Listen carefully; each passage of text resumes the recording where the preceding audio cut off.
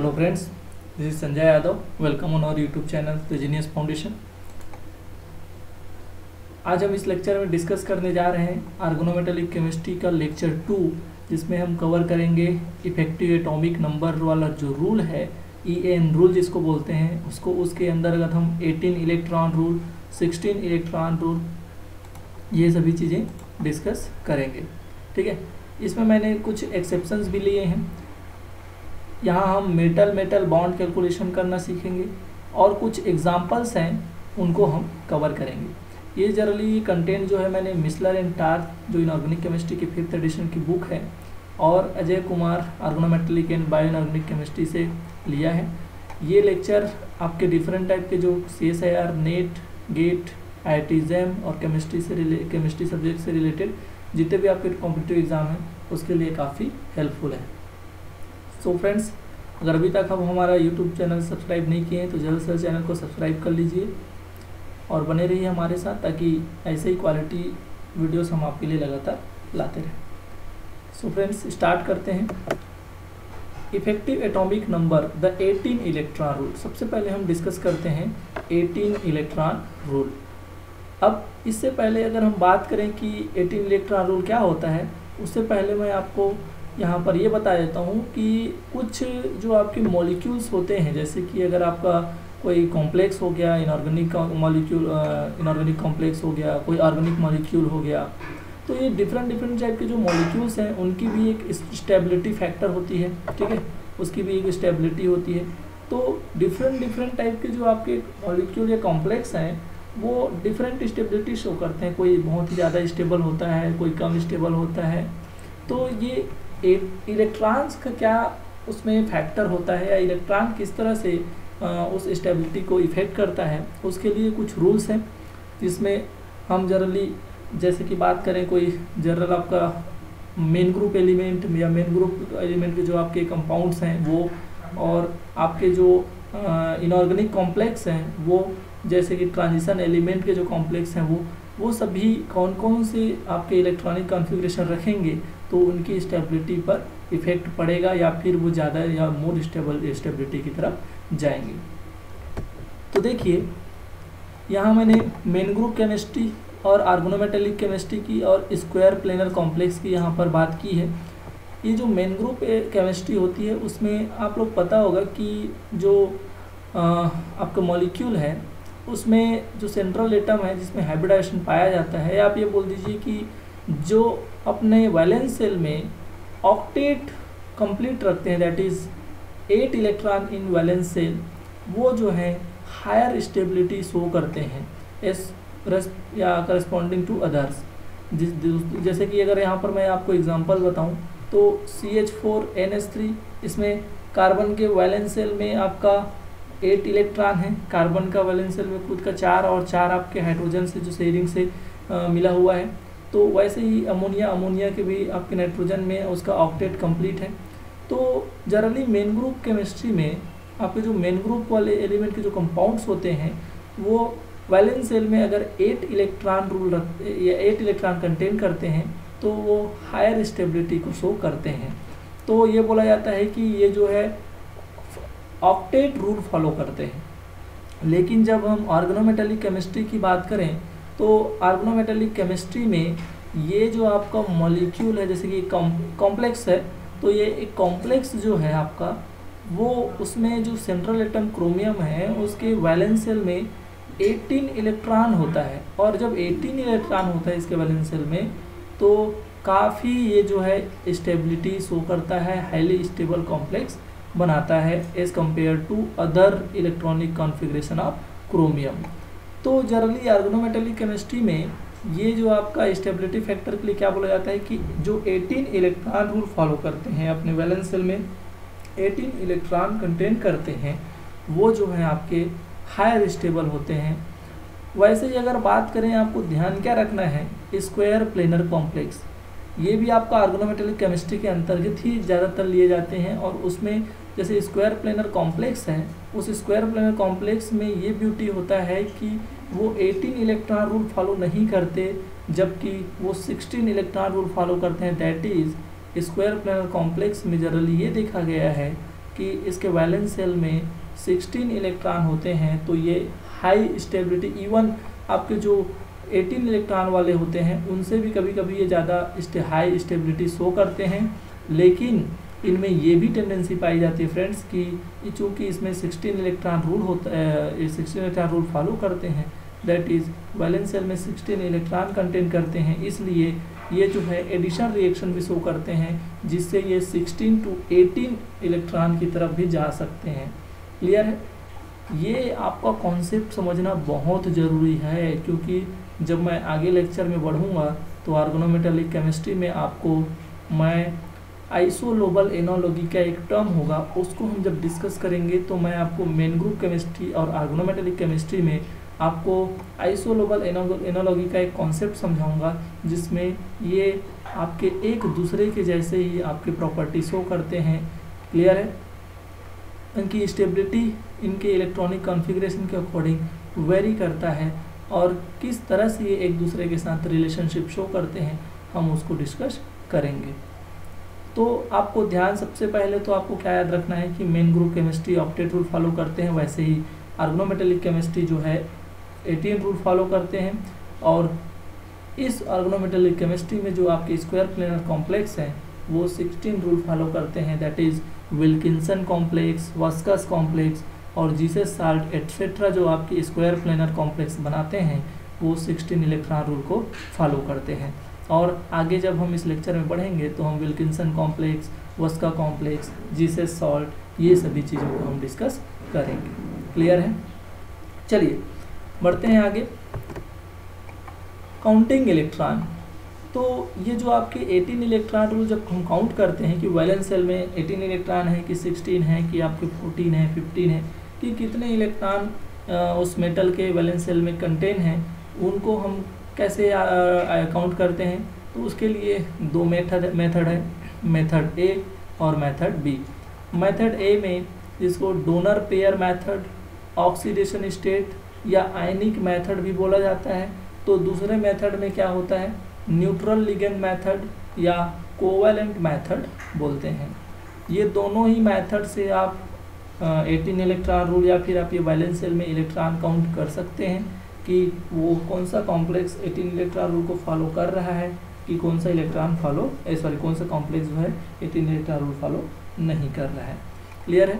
दोनों ही मेथड काफ़ी इंपॉर्टेंट है, दोनों में ही आपका जो है सेम रिजल्ट आता है। बस इनमें जो आपका कंसिडरेशन है कि किस टाइम पर हम कहाँ पर ऑक्सीडेशन स्टेट कंसीडर करते हैं, किस में हम ऑक्सीडेशन स्टेट को कंसीडर नहीं करते, उन सब चीज़ों को, कब हम कितने इलेक्ट्रॉन पर लिगेंड लेते हैं और किस लिगेंड के लिए कितने इलेक्ट्रॉन लेते हैं, वो इन दोनों मेथड में चेंज होते जाता है। ठीक है? लेकिन फाइनली आपका जो दोनों रूल से जो है टोटल वैलेंस इलेक्ट्रॉन जो है सेम निकलते हैं। तो चलिए इसको डिस्कस करते हैं कि कौन से मेथड में कौन सा रूल फॉलो होता है। देखिए, ये जो आपका ऑक्सीडेशन है, नाम से ही समझ आ रहा होगा कि donor pair method oxidation state या आयनिक मेथड है, तो इसमें हमको ऑक्सीडेशन स्टेट को कंसीडर करना पड़ेगा। और जब ऑक्सीडेशन स्टेट कंसीडर करना पड़ेगा तो देखिए, this method consider ligand to donate electron pair to the metal. मतलब इस मेथड में जो भी लिगेंड होंगे आपका, क्या आपको कंसीडर किया जाता है कि वो जो आपके लिगेंड है वो इलेक्ट्रॉन पेयर मेटल को डोनेट करते हैं, दैट इज़ 2 इलेक्ट्रॉन देते हैं। साथ ही to determine the total electron count we must take into account the charge on each ligand. और साथ ही आपको ध्यान देखिए, ऑक्सीडेशन स्टेट है तो यहाँ पर oxidation state that is charge on each ligand and formal oxidation state of metal, दोनों को ही आपको ध्यान रखना पड़ेगा कि भाई ऑब्वियसली इसमें आपको ऑक्सीडेशन स्टेट मेथड है तो इसमें मेटल का ऑक्सीडेशन स्टेट आपको पता रहना चाहिए।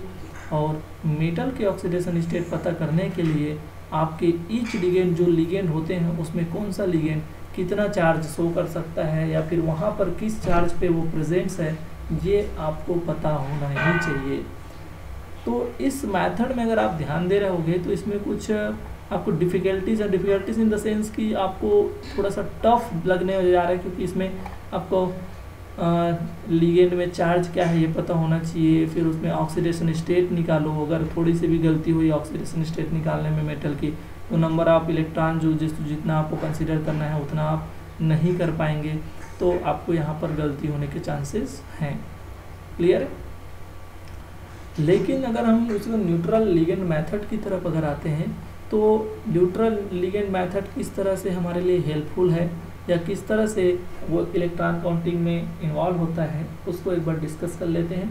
फिर थोड़ा सा इन दोनों को कंपेयर कर लेंगे कि कौन सा हमारे लिए ज़्यादा इजी है, क्योंकि दोनों जब सेम ही चीज़ है, दोनों से ही हम 18 इलेक्ट्रॉन रोल काउंट कर सकते हैं, तो जो इजी वे जाएगा उसको हम आगे प्रोसीड करेंगे। क्लियर है? चलिए देखिए, this method use the number of electron that would be donated by ligand to electron if they were neutral. इस मेथड में ये अच्छी चीज़ है कि इसमें ये बोला गया है कि जो न्यूट्रल लिगेंड होंगे, जिसके ऊपर कोई चार्ज नहीं होता, वो लिगेंड जो है आपका 2 इलेक्ट्रॉन डोनेट करता है मेटल को। क्लियर है? But for inorganic ligand this is usually means that ligands are considered to donate the number of electron equal to the negative charge as free ion। अब अगर बात आती है कि इनऑर्गेनिक लिगेंड जब अगर निगेटिव चार्ज कंटेन कर रहे हैं, तो उसके लिए हम कितने इलेक्ट्रॉन काउंट करेंगे यहाँ पर, जो मेटल को वो डोनेट करेगा। तो एक चीज़ अच्छी बात क्या है कि आपको अगर पता है कि कौन सा लिगेंड में कितना निगेटिव चार्ज होता है, तो उसके अकॉर्डिंग आपको लेना क्या है, जितने निगेटिव चार्ज उसी के इक्वल वो इलेक्ट्रॉन को डोनेट करेगा। क्लियर है भाई? जैसे कि अगर मैं आपको एग्जांपल से समझाऊं, तो देखो क्लोरीन के, आपको क्लोरीन जब जुड़ता है किसी मेटल में, तो आपको पता होगा कि क्लोरीन जो है माइनस चार्ज कैरी करता है, क्लोराइड फॉर्म में प्रेजेंट्स होता है। तो chlorine is a 1 electron donor. क्यों? क्योंकि charge on free ion, chlorine में जब फ्री चार्ज मतलब फ्री क्लोराइड फॉर्म में जब होता है, तो उसके ऊपर -1 चार्ज होता है, और -1 चार्ज होने के कारण इसको हम क्या बोलते हैं, 1 इलेक्ट्रॉन डोनर। वैसे ही अगर ऑक्सीजन की बात करें, तो ऑक्सीजन में -2 चार्ज होता है, तो ये 2 इलेक्ट्रॉन डोनर होगा। नाइट्रोजन अगर फ्री फॉर्म में है, अपने नाइट्रोजन के फॉर्म में है, तो उसके ऊपर -3 चार्ज होता है, इसलिए इसको क्या बोलते हैं, 3 electron donor. The oxidation state of metal does not need to be specified to determine the total electron count by this method। इस मेथड में आपको ये ज़्यादा इजी है कि आपको मेटल का ऑक्सीडेशन स्टेट आइडेंटिफाई नहीं करना पड़ेगा। आपको देखिए यहाँ पर, इसको सबसे पहले आपको ऑक्सीडेशन स्टेट में मेटल का ऑक्सीडेशन स्टेट पता होना चाहिए, क्योंकि मेटल का ऑक्सीडेशन स्टेट पता होगा, उसके अकॉर्डिंग उसमें आप इलेक्ट्रॉन को माइनस करेंगे। लेकिन न्यूट्रल मेथड में आपको मेटल के ऑक्सीडेशन स्टेट को आपको इंक्लूड करने की ज़रूरत नहीं है। आपको ध्यान सिर्फ क्या रखना है, उस यहाँ पर ध्यान सिर्फ आपको कौन से लिगेंड में कितना चार्ज होता है वो ध्यान रखना है। निगेटिव चार्ज वाले कितने इलेक्ट्रॉन दे सकते हैं, वो जितने उसके ऊपर माइनस चार्ज होता है उतने ही उसको इलेक्ट्रॉन वो मेटल को देता है। और अगर वो न्यूट्रल है तो वो सभी न्यूट्रल लिगेंड 2 इलेक्ट्रॉन डोनेट कर सकते हैं एक साइड से। क्लियर है? तो यहाँ पर चार्ज ऑन ईच लिगेंड तो यहाँ भी याद करना था, चार्ज ऑन ईच लिगेंड यहाँ भी याद करना था, लेकिन यहाँ पर इसका ऑक्सीडेशन स्टेट इस मेथड में याद रखना था, लेकिन इसमें नहीं रखना था। तो मैं तो आपको एज ए स्टूडेंट यही कंसीडर करूँगा कि आप क्वेश्चन को सॉल्व करें तो न्यूट्रल लिगेंड मेथड, जिसको हम कोवेलेंट मेथड भी बोलते हैं, उस मेथड से आप क्या करें, कैलकुलेट करें। क्लियर है?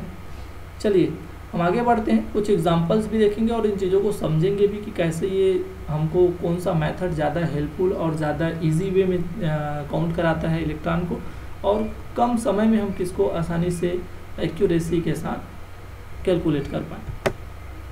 एग्जांपल जैसे कि अगर मैं CrCO6 लेता हूँ, तो देखिए CrCO जो हेक्सा कार्बोनिल का जो क्रोमियम है, क्रोमियम कॉम्प्लेक्स है, उसको हम डिस्कस करते हैं। देखिए क्रोमियम एटम हैज़ 6 इलेक्ट्रॉन। मैं कैसे 6 लेता हूँ, 4 लेता हूँ, 2 लेता हूँ, ये मेटल टू मेटल कैसे वेरी होगा उसको मैं अगले स्लाइड में आपको बताऊँगा।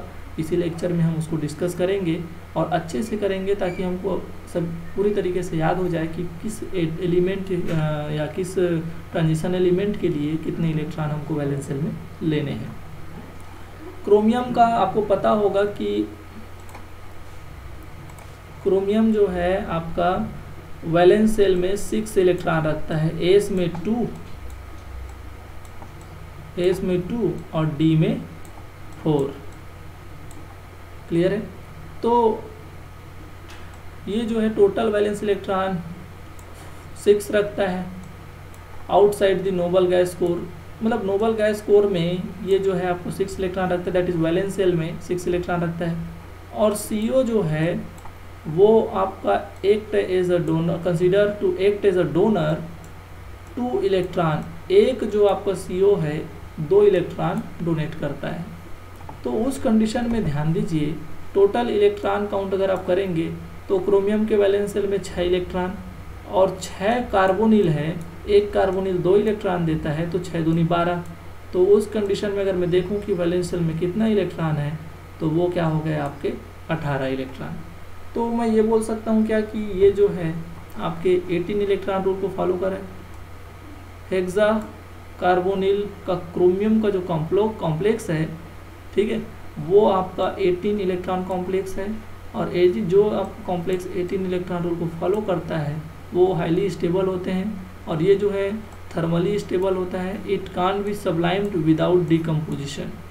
क्लियर? तो काफ़ी हाई स्टेबल कॉम्प्लेक्स है ये कार्बोनिल का क्रोमियम के साथ, जब वो क्रोमियम के साथ हेक्सा कोऑर्डिनेटेड फॉर्म में जुड़ा रहता है।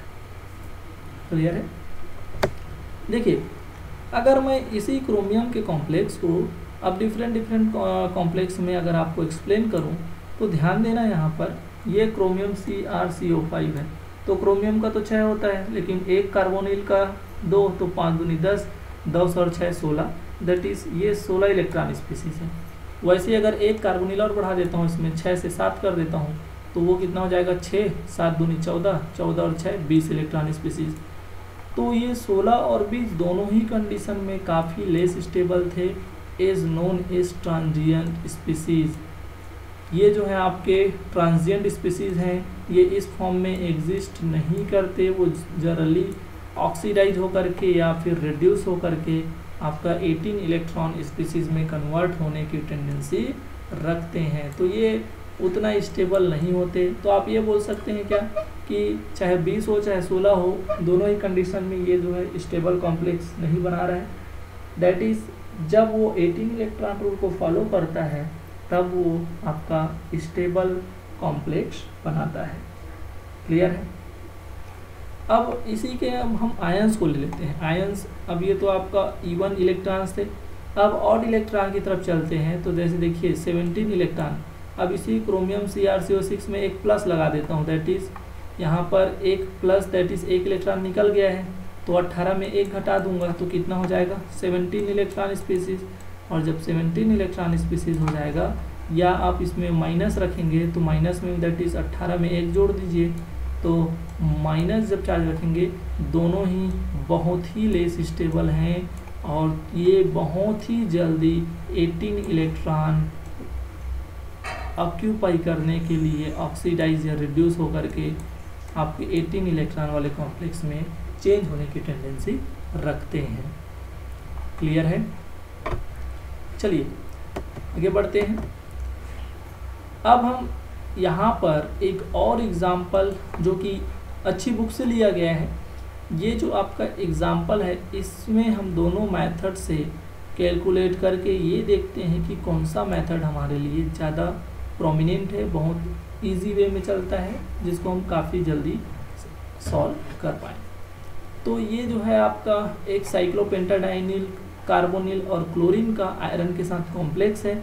इसमें जो है डिफरेंट आपके जो है लिगेंड यूज़ में लिए गए हैं, और डिफरेंट लिगेंड अगर यूज़ में लिए गए हैं तो हम देखते हैं कि किस तरह से इन डिफरेंट लिगेंड्स को हम यूज़ में लेते हैं डिफरेंट टाइप के मेथड्स के लिए। तो अगर मैं आपको पहला मेथड दिखाऊं तो देखिए, पहले मेथड में हम क्या बोले कि हमको पता होना चाहिए कि कितना चार्ज होता है किसके पास, लिगेंड के पास। तो जब मैं आपको कुछ लिगेंड्स के यहाँ पर जो चार्ज हैं और उनकी जो नंबर ऑफ डोनेटिंग इलेक्ट्रॉन है उसको इस लेक्चर में डिस्कस करूँगा, और कुछ लिगेंड्स को जो इम्पोर्टेंट्स हैं उसको हम इसी लेक्चर की कड़ी में आपका दूसरे नेक्स्ट जो आने वाला लेक्चर है उसमें मैं डिस्कस करूँगा। अगर यहाँ मैं उन चीज़ों को डिस्कस करूँगा तो ये वीडियो काफ़ी लेंदी हो जाएगा, ठीक है। तो हम बारी बारी से कंटिन्यू इन चीज़ों को पढ़ेंगे। देखिए, तो पहले मेथड में हम क्या बोले कि पहले मेथड में हमको ऑक्सीडेशन स्टेट पता करना चाहिए, किसका, आयरन का। अब आयरन का ऑक्सीडेशन स्टेट पता होने के लिए हमको पहले तो लिगेंड का पता होना चाहिए। तो आपका ये जो 𝜂5C5H है, H5 है, वो माइनस चार्ज कैरी करता है। तो एक माइनस, तो ये तो आपका एक हो गया माइनस किसका, C5H5 का। कार्बोनिल तो न्यूट्रल होता है, तो कार्बोनिल में कोई चार्ज नहीं है। देखिए क्लोरीन में एक माइनस, तो एक यहाँ पर एक क्लोरीन में माइनस है, तो एक क्लोरीन का माइनस और एक C5H5 का माइनस, तो यहाँ पर दो माइनस है। लेकिन अगर मैं ध्यान दूँ तो इस पूरे कॉम्प्लेक्स में कोई चार्ज नहीं है, मतलब मेटल जो है आपका 2+ ऑक्सीडेशन स्टेट में प्रेजेंट है। क्लियर है क्या भाई? तो आप ध्यान दीजिए कि यहाँ पर हमको सही तरीके से आयरन का ऑक्सीडेशन स्टेट पता होना चाहिए। समझ आया क्या? मतलब कोई भी मेटल का ऑक्सीडेशन स्टेट पता करने में आपसे चूक हुई और आप गलती कर देंगे। तो हमको थोड़ा सा इस मेथड में थोड़ा कॉम्प्लिकेशन दिख रहा है, लेकिन किस तरह से अगले मेथड में हमको चीज़ें थोड़ी आसान होंगी, उन सब चीज़ों को डिस्कस करेंगे। क्लियर है? मैं इसके बाद आपको लिगेंड्स और मेटल को कितने इलेक्ट्रॉन काउंट करने हैं उन सभी चीज़ों को डिस्कस करूँगा। देखिए, अगर आयरन है तो उसके वैलेंस शेल में 8 इलेक्ट्रॉन होता है। अब 8 इलेक्ट्रॉन होता है तो ये 2+ कंडीशन में, मतलब 2 इलेक्ट्रॉन माइनस है, 2 इलेक्ट्रॉन आपका क्या हो गया, माइनस। तो जब 2 इलेक्ट्रॉन माइनस हो जाएगा तो 8 से आयरन जो है कितना इलेक्ट्रॉन लिया है, कंट्रीब्यूट कर रहा है अपने इस 18 इलेक्ट्रॉन कैलकुलेशन में 6 इलेक्ट्रॉन। अब देखिए C5H5 जब माइनस फॉर्म में होगा तो बताइए यहाँ पर ये जो है 6 इलेक्ट्रॉन काउंट करता है क्या? पर लिगेंड आपका जो है आपका 2 इलेक्ट्रॉन्स काउंट करना रहता है किसमें, ऑक्सीडेशन स्टेट में। लेकिन इसका जो डोनेटिंग साइड है, आप ये बोलते हैं कि 3 इलेक्ट्रॉन पेयर डोनेट करता है ये C5H5 माइनस, तो इसलिए 6 इलेक्ट्रॉन्स। एक कार्बोनिल का 2, तो 2 कार्बोनिल है इसलिए 4 इलेक्ट्रॉन्स। क्लोरीन में माइनस है और पर एटम या पर लिगेंड आपका जो है यहाँ पर एक क्लोरीन है, तो कितना इलेक्ट्रॉन डोनेट करेगा ये, 2 इलेक्ट्रॉन। तो टोटल अगर बात करूँ तो ये क्या हो जाएगा आपका 18 इलेक्ट्रॉन। क्लियर है? अब हम देखते हैं कि न्यूट्रल लिगेंड मेथड किस तरह से हेल्पफुल है हमारे इस कैलकुलेशन के लिए। तो इसी एग्जांपल को मैं न्यूट्रल मेथड में कैलकुलेट करता हूँ। तो हमको इसमें जो है मेटल का ऑक्सीडेशन स्टेट का पता लगाने की ज़रूरत नहीं होती। क्लियर है? तो ध्यान दीजिए, इसमें देखिए आयरन का जो एटम है उसमें ऑक्सीडेशन स्टेट का जब अभी हमको कैलकुलेट नहीं करना रहता, तो हमको सिर्फ क्या ध्यान देना है कि इसके वैलेंस इलेक्ट्रॉन कितने होते हैं। तो आपको पता है आयरन में 8 वैलेंस इलेक्ट्रॉन होते हैं। अब ये 8 वैलेंस इलेक्ट्रॉन, अब बताइए 𝜂5C5H5 क्लियर है, कितने इलेक्ट्रॉन देगा ये? तो ये 5 इलेक्ट्रॉन देता है। इन सब चीज़ों को मैं डिस्कस करूँगा कि कौन कितने इलेक्ट्रॉन देता है। अब कार्बोनिल तो न्यूट्रल लिगेंड है, ये न्यूट्रल लिगेंड नहीं था, तो आपके जनरली ये जो आपका CO है वो 2 दूनी 4 इलेक्ट्रॉन कंट्रीब्यूट करेगा। और क्लोरीन में क्या होता है, -1, और जितने माइनस चार्ज उतने ही आपके क्या होंगे, इलेक्ट्रॉन वो डोनेट करता है। तो क्लोरीन माइनस होता है इसलिए 1 इलेक्ट्रॉन डोनेट करता है। तो 8, 5, 13 और 5, 18। तो इस मेथड में देखिए 18 इलेक्ट्रॉन रूल फॉलो कर रहा है। यहाँ भी आपका 18 आया। तो इसमें देखिए आपका ऑक्सीडेशन स्टेट को आपको ध्यान ज़्यादा नहीं लगाना था। आपको सिर्फ क्या ध्यान देना है कि कौन से लिगेंड कितना इलेक्ट्रॉन डोनेट करेगा जब वो कितने चार्ज में होगा।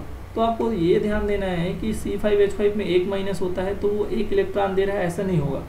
वो डिफरेंट टाइप का डोनेटिंग इलेक्ट्रॉन होते हैं। चूँकि 𝜂5 दे रहा है ये, तो 𝜂5 दैट इज़ 5 इलेक्ट्रॉन इसको काउंट करने रहते हैं। मैं इसको डिस्कस करूँगा। जब ये 𝜂3 होगा तो 3 इलेक्ट्रॉन लेते हैं, और जब 𝜂1 होगा तो एक कार्बन जब जुड़ा रहेगा तो वो C- जो C5H5 माइनस होता है वहाँ से जुड़ता है, तो उस कंडीशन में वो एक इलेक्ट्रॉन काउंट करते हैं। क्लियर है भाई? तो अगर मैं आपको अगर ईजीएस्ट वे की बात करूं तो मैं यही बोलूँगा कि आप हमेशा क्वेश्चन को न्यूट्रल लिगेंड मेथड से सॉल्व कीजिए, आपको ये आसान जाएगा सॉल्व करने में। अब मैं बात करता हूँ मास्टर इक्वेशन की, एक ऐसा इक्वेशन जिसके हेल्प से हम डिफरेंट टाइप के जो क्वेश्चन है उसको सॉल्व कर सकें। चाहे वो मेटल मेटल बॉन्ड पूछे कि कितना बॉन्ड ऑर्डर है दो मेटल के बीच, क्लस्टर के जो क्वेश्चन हैं आजकल बहुत आ रहे हैं कि क्लस्टर है तो उसमें मेटल मेटल बॉन्ड कितने प्रेजेंट हैं, 0 है, 1 है, 2 है, 3 है, 4 है। क्लियर है? इनकैप्सुलेटेड एटम कौन सा यूज़ हो रहा है वो पूछ सकता है, कौन सा मेटल यूज़ हो रहा है वो पूछ सकता है, और आपके 18 इलेक्ट्रॉन रूल फॉलो कर रहा है कि नहीं कर रहा है वो पूछ सकता है। तो चलिए बात करते हैं उस इक्वेशन की। देखिए यहाँ पर आपको याद रखना है, मैं क्या करूँगा कि हर क्वेश्चन जब भी मैं क्वेश्चन सॉल्व करूँगा तो इन सभी चीज़ों को फार्मूले को अगर मैं बार बार मैं लिखूँगा, क्योंकि इन जो मैं जितने भी आपको यहाँ पर स्टेप्स दिखाए हैं वो अभी सभी आपको यूज़ में करने हैं। भले उसका रोल वहाँ पर ना हो, लेकिन हमको कोई स्टेप भूलना नहीं है, ताकि थोड़ा सा भी अगर आप इनमें से एक स्टेप को भूल गए तो इसमें गलती होने के चांसेस हो जाएंगे। जैसे कि number of metal into number of valence electron, कितने मेटल हैं और उसके वैलेंस इलेक्ट्रॉन कितने होते हैं, उसको मल्टीप्लाई करके जोड़ना है इससे number of metal metal bond, और जितने नंबर ऑफ मेटल बॉन्ड होंगे उतने ही पर जो मेटल है आपके पर मेटल मेटल बॉन्ड 2 इलेक्ट्रॉन आपको काउंट करना है कि एक मेटल मेटल बॉन्ड में आपका जो है 2 इलेक्ट्रॉन इन्वॉल्व होता है, तो कितने मेटल मेटल बॉन्ड वहाँ पर दिए गए हैं उसको वहाँ से मल्टीप्लाई कर देना है। 2 मेटल मेटल बॉन्ड है तो 2 × 2 इलेक्ट्रॉन, उसको जोड़ना है plus electron from encapsulated atom कि इलेक्ट्रॉन कितने मिलते हैं इनकैप्सुलेटेड एटम में। जैसे कि एक कैविटी है उसमें आपका कार्बन जुड़ गया तो कार्बन जो है उसके लिए 4 इलेक्ट्रॉन काउंट करोगे, नाइट्रोजन जो है उसके लिए 3 इलेक्ट्रॉन काउंट करते हैं। तो इनकैप्सुलेटेड एटम आपको कितने इलेक्ट्रॉन प्रोवाइड करा रहे हैं उस 18 इलेक्ट्रॉन रोल को कैलकुलेट करने में। और 2 × नंबर ऑफ लिगेंड, एक लिगेंड 2 इलेक्ट्रॉन, तो कितने नंबर ऑफ लिगेंड हैं इसको आपको ध्यान में देना है। Plus minus charge on complex, plus कब होगा जब निगेटिव चार्ज होगा, दैट इज इलेक्ट्रॉन लिया है तो उस कंडीशन में निगेटिव प्लस कर देना, क्योंकि जितना निगेटिव होगा उतना जुड़ेगा इसमें। और माइनस कब करोगे, घटाओगे कब, जब पॉजिटिव चार्ज, क्योंकि पॉजिटिव चार्ज मतलब इलेक्ट्रॉन निकाला है तो 2 प्लस है तो 2 इलेक्ट्रॉन माइनस करना पड़ेगा, 2 माइनस है तो 2 इलेक्ट्रॉन जोड़ना पड़ेगा।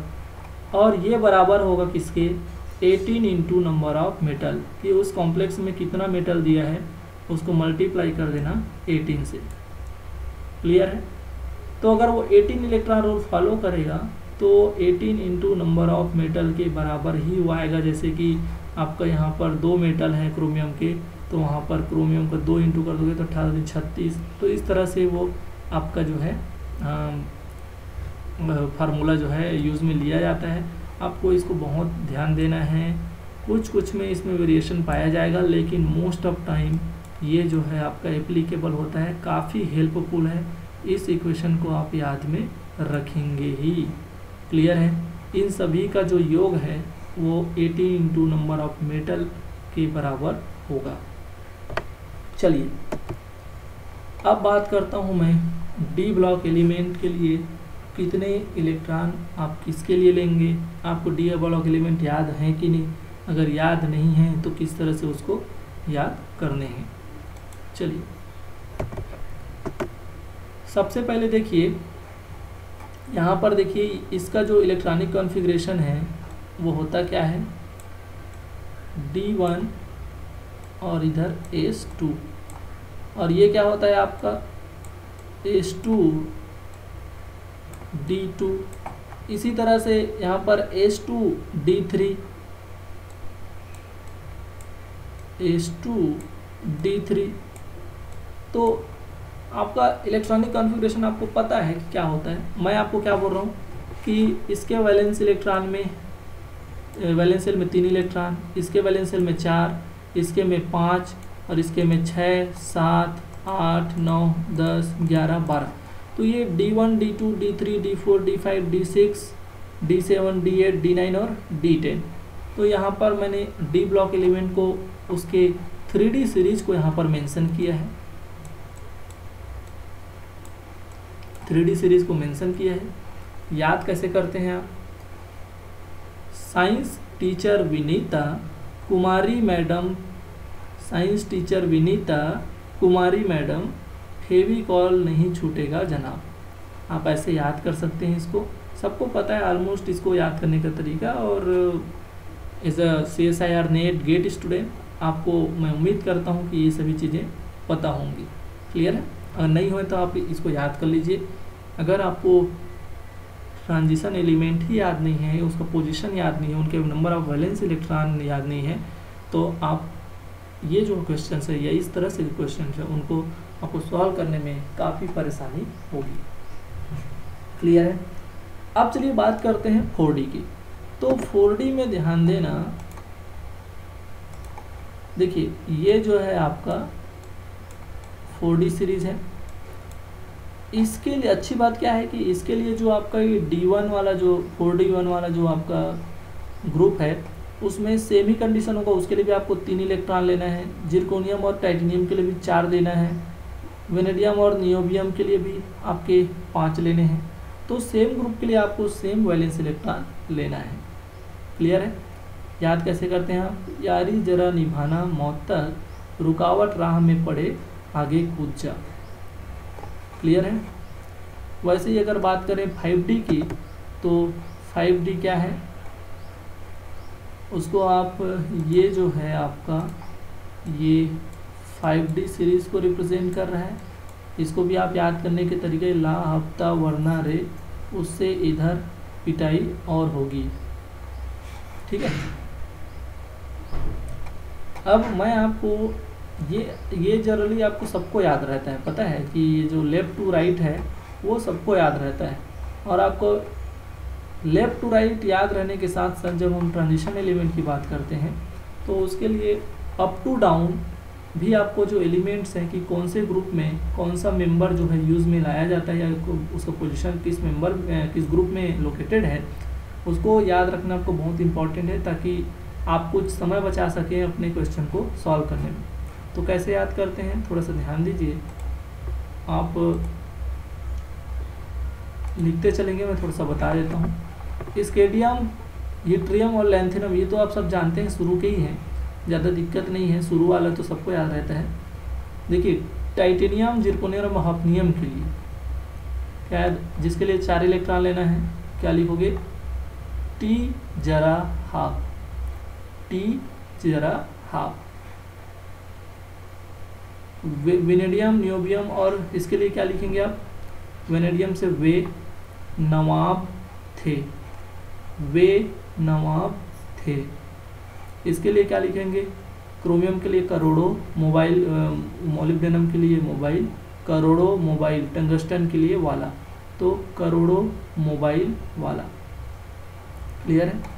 वैसे ही मैग्नीज के लिए, मैग्नीज वाले ग्रुप के लिए क्या लिखेंगे?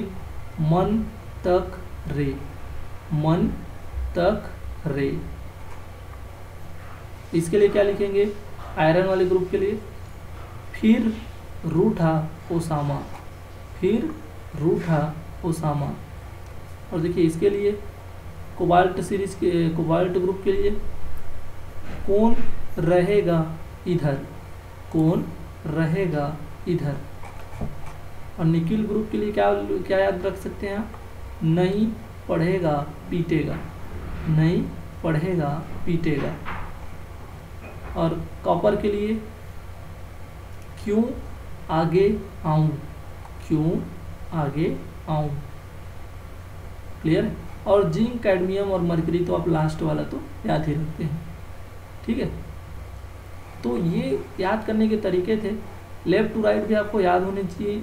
और जब हम ऑर्गेनोमेटेलिक केमिस्ट्री की बात करते हैं तो वहाँ अप टू डाउन आपको याद रहना बहुत ज़रूरी है, क्योंकि अप टू डाउन पता होना चाहिए कि मोलिब्डेनम किस ग्रुप का मेंबर है, तो उसके लिए कितने मेरे को वैलेंस इलेक्ट्रॉन ऐड करने हैं। क्लियर है भाई? तो अगर यहाँ पर जैसे कि D5 है तो ऑक्सीडेशन स्टेट अगर कैलकुलेट करते हैं हम, तो अगर ये +2 ऑक्सीडेशन स्टेट में है तो 2 इलेक्ट्रॉन माइनस कर देना, तो 5 से 2 निकाल दोगे तो 3 हो जाएगा। तो इस तरह से ऑक्सीडेशन स्टेट आपको पता है कि जितने इलेक्ट्रॉन पॉजिटिव होंगे यहाँ पर तो उतने इलेक्ट्रॉन आपको कम करने हैं। ठीक है, चलिए आगे बढ़ते हैं।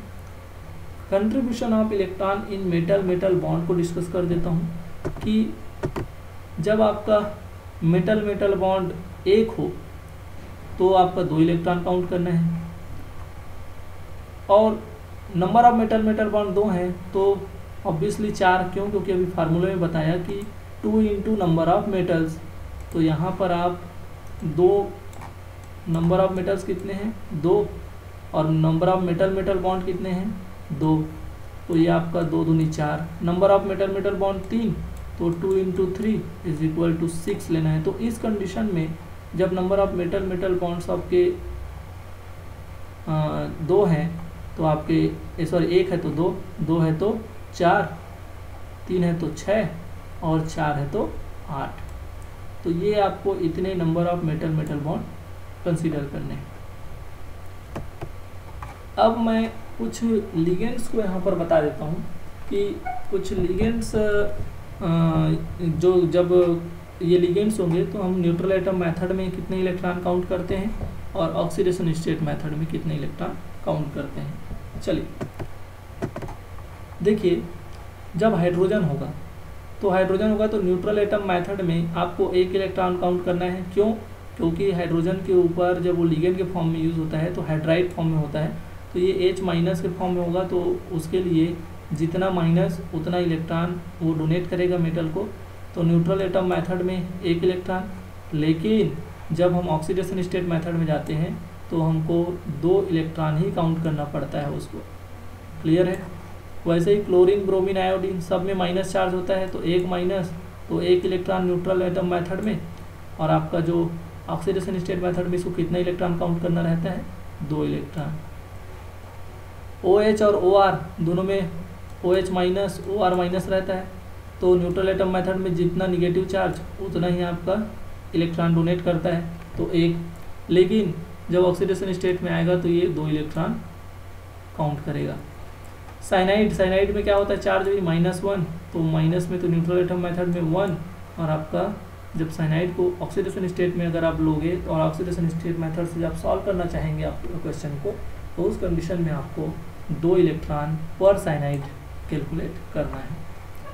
CH3 CR3, अभी देखो कार्बन का वैलेंसी कंप्लीट नहीं है, दैट इज कार्बन पे 1 माइनस है, तो जितना माइनस उतना ही आपका न्यूट्रल एटम मेथड में इलेक्ट्रॉन काउंट और ऑक्सीडेशन स्टेट में 2।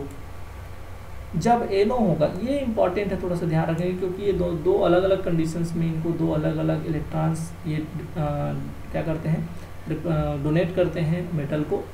जब NO बेंट फॉर्म में हो और NO लीनियर फॉर्म में हो, तो जब NO बेंट फॉर्म में होता है तो NO में माइनस होता है, क्या होता है माइनस, और जब NO में माइनस होगा तो माइनस चार्ज होने के कारण जितना माइनस उतना इलेक्ट्रॉन न्यूट्रल एटम मेथड में, तो 1 इलेक्ट्रॉन।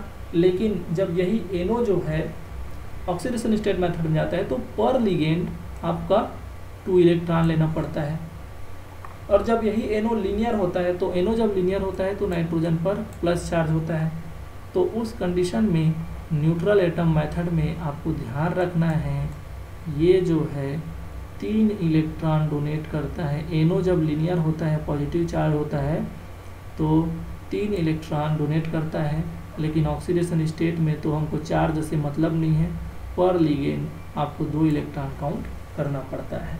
क्लियर है? तो कार्बोनिल और PR3, अब देखिए ये जो है आपके न्यूट्रल है, क्या है, ये ऐसे आपके लिगेंड होते हैं जो न्यूट्रल है, और न्यूट्रल तो इसमें भी 2 इलेक्ट्रॉन काउंट करते हैं और उसमें भी 2 इलेक्ट्रॉन काउंट करते हैं। तो न्यूट्रल वालों के लिए तो कोई दिक्कत नहीं है, दोनों ही मेथड में 2-2 इलेक्ट्रॉन काउंट करते हैं पर लिगेंड। अमोनिया और H2O ये भी न्यूट्रल है तो 2-2 इलेक्ट्रॉन काउंट होंगे। CRR, तो ये तो कार्बिन है, और कार्बिन इसमें आपको कार्बिन के लिए 2 न्यूट्रल एटम मेथड में और 2 ही ऑक्सीडेशन स्टेट मेथड में कंसीडर किए जाते हैं। जैसे कि अगर बात करें इथाइन की, तो इथाइन तो ये भी न्यूट्रल है, तो इसके लिए भी आपका 2 इलेक्ट्रॉन, और इस मेथड में भी 2 इलेक्ट्रॉन काउंट किया जाता है। CNR तो यहाँ पर ये भी इसमें 2 और 2 दोनों में 2 लिया जाता है, क्योंकि नाइट्रोजन से जुड़ा है, ये नए R से जुड़ा है, कार्बन की वैलेंसी अभी भी कंप्लीट नहीं है, तो यहाँ पर ये भी 2 आपका इलेक्ट्रॉन न्यूट्रल एटम मेथड में भी और 2 इलेक्ट्रॉन इस ऑक्सीडेशन स्टेट मेथड में भी काउंट किया जाता है। आगे बढ़ते हैं, कुछ और लिगेंड्स यहाँ पर मैं दिखाता हूँ आपको। ऑक्सीजन और सल्फर यहाँ पर देखिए, तो जब ये डबल बॉन्डेड फॉर्म में जुड़े होंगे दोनों, तो ऑक्सीडेशन स्टेट में न्यूट्रल एटम मेथड में 2 इलेक्ट्रॉन, ऑक्सीजन में -2, सल्फर में -2। लेकिन जब ऑक्सीडेशन स्टेट में इसको कैलकुलेट किया जाता है तो ऑक्सीजन 2- या सल्फर 2- के लिए 4 इलेक्ट्रॉन काउंट किया जाता है। क्या किया जाता है? 4 इलेक्ट्रॉन। और अगर बात करें eta3C3H5 that is pi allyl system के लिए, तो इसके लिए तो 3, लेकिन आपके C3H5- उसके लिए 4 इलेक्ट्रॉन काउंट किया जाता है। समझ आ रहा है भाई? अगर बात करें कार्बाइन की, तो Cr में 3- ये मेटल के साथ ट्रिपल बॉन्ड से जुड़ा रहेगा, तो न्यूट्रल एटम मेथड में 3 इलेक्ट्रॉन काउंट करना है, और ऑक्सीडेशन स्टेट में 3 इलेक्ट्रॉन काउंट करना है।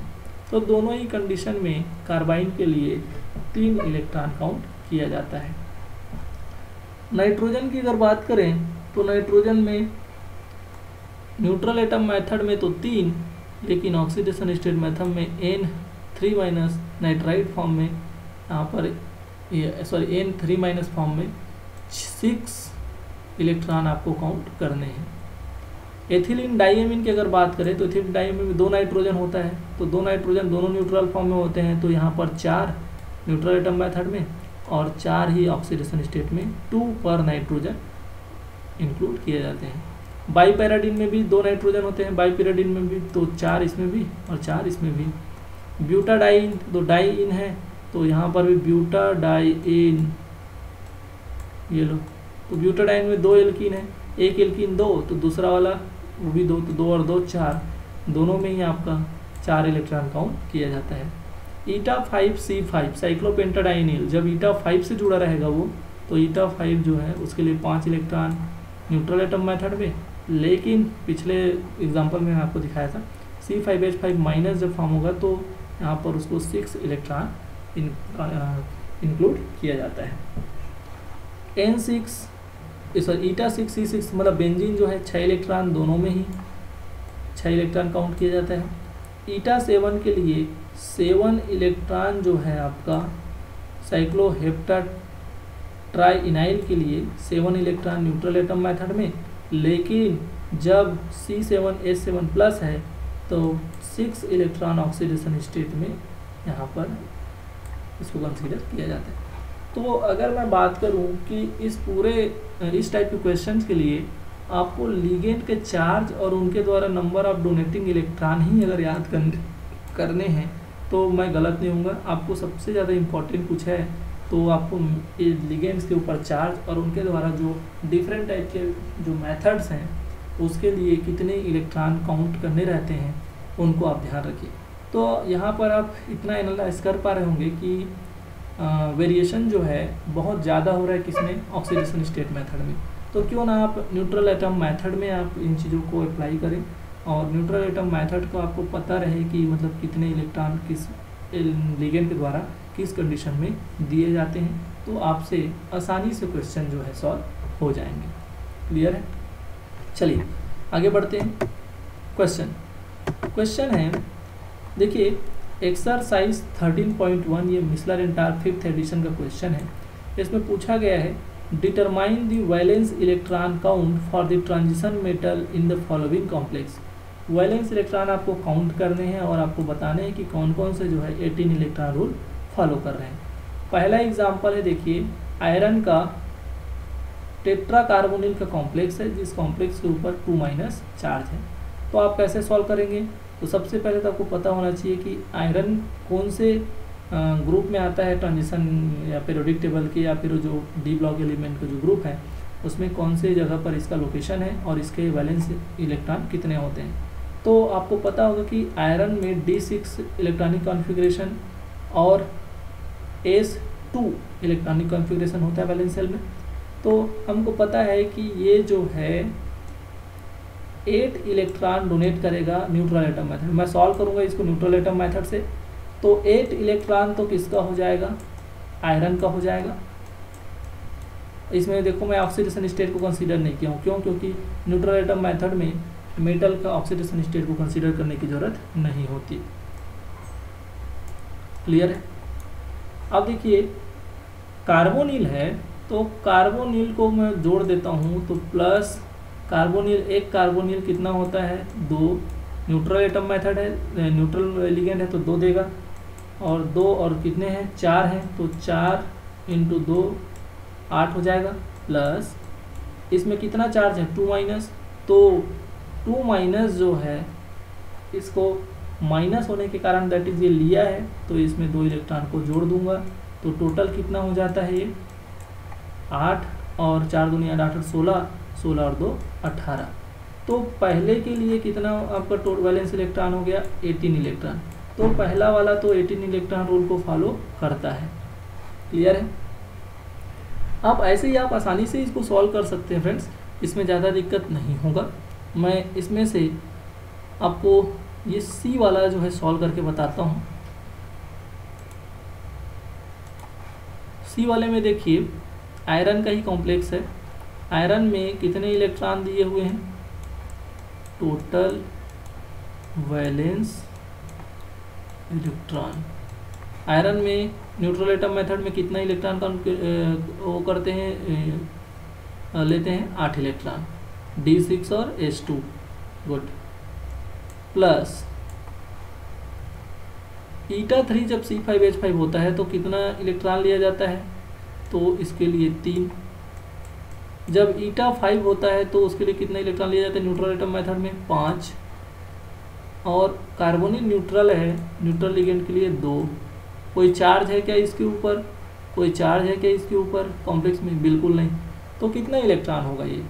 तो देखिए 8 3 11, 11 और 5 16, 16 और 2 18। तो ये भी एक ऐसा कॉम्प्लेक्स है जो 18 इलेक्ट्रॉन रूल को फॉलो कर रहा है। चलो डी वाला देखते हैं, सॉल्व करते हैं। डी वाले में देखना यहाँ पर 2 कोबाल्ट है, और जब 2 कोबाल्ट होगा तो हम कैसे इसको कैलकुलेट करेंगे? तो बताओ, यहाँ पर number of electrons in cobalt कितना होता है? आयरन के बाद आता है कोबाल्ट, तो आयरन में 8, तो कोबाल्ट में 9। क्लियर है? कितने कोबाल्ट हैं? 2, तो 9 × 2 प्लस यहाँ पर कार्बोनिल कितने हैं? 8। एक कार्बोनिल कितना देता है? न्यूट्रल है इसलिए 2, तो 8 दूनी 16। कितना होगा? तो फार्मूला क्या था? 18 × number of element, number of metal कितने हैं? 2। कोबाल्ट 2 है तो 2। तो इसका एडिशन जो है इसके बराबर होना चाहिए, तब ये 18 रूल को फॉलो करेगा। चलो देखते हैं इसको सॉल्व करके। 9 दूनी 18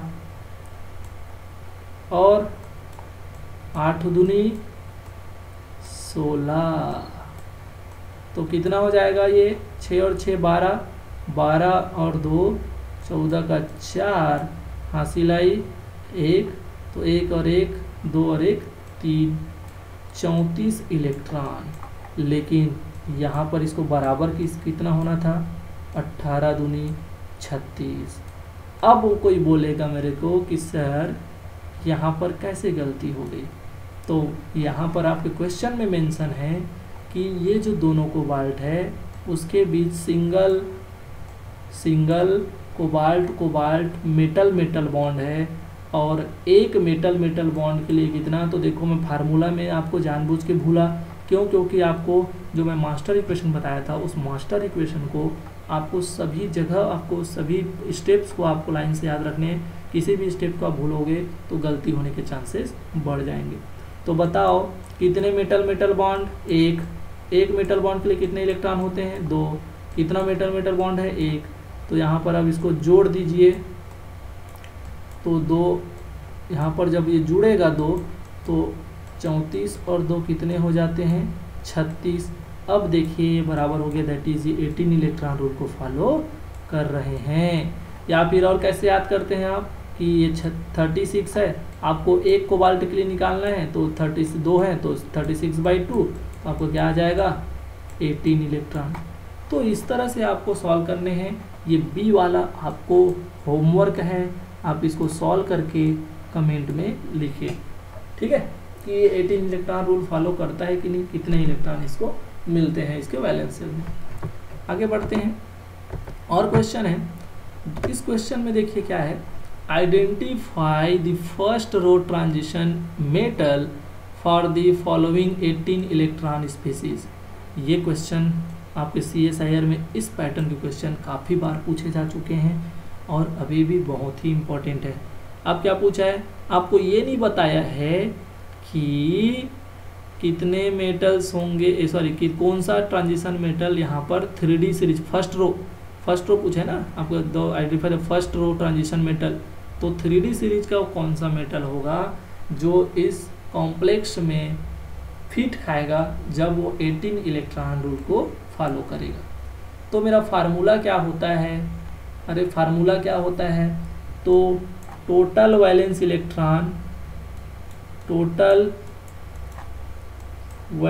electron of metal into number of metal plus metal bond होगा क्या यहाँ पर? एक ही मेटल है तो कहाँ से मेटल बॉन्ड? तो मेटल बॉन्ड के लिए 0। कितने लिगेंड और कितने आपके यहाँ पर इलेक्ट्रॉन देंगे? ये इनकैप्सुलेटेड एटम है क्या? इनकैप्सुलेटेड एटम भी 0 है, कोई भी इनकैप्सुलेटेड एटम नहीं दिया है। कार्बोनिल के लिए 3 दूनी 6, 3 कार्बोनिल है, 1 2 देता है तो 3 दूनी 6, सॉरी यहाँ पर प्लस आएगा, प्लस कितने PPS3 कितना होगा भाई? ठीक है, तो इसके लिए आपका जो है आपका कितना चार्ज होगा?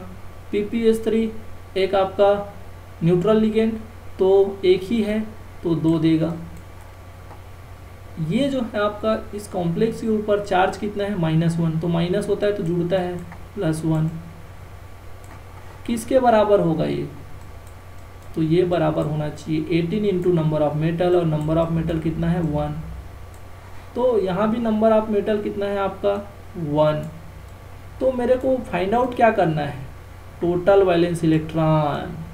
और टोटल वैलेंस इलेक्ट्रॉन अगर मैं फाइंड आउट कर दिया तो बताओ मेरे को कि कौन सा मेटल होगा जिसके टोटल वैलेंस इलेक्ट्रॉन में ये इलेक्ट्रॉन होंगे, तो मैं बता पाऊंगा कि यहाँ पर कौन सा मेटल यहाँ पर ट्रांजिशन एलिमेंट का यूज़ होगा। तो चलो कैलकुलेट करते हैं।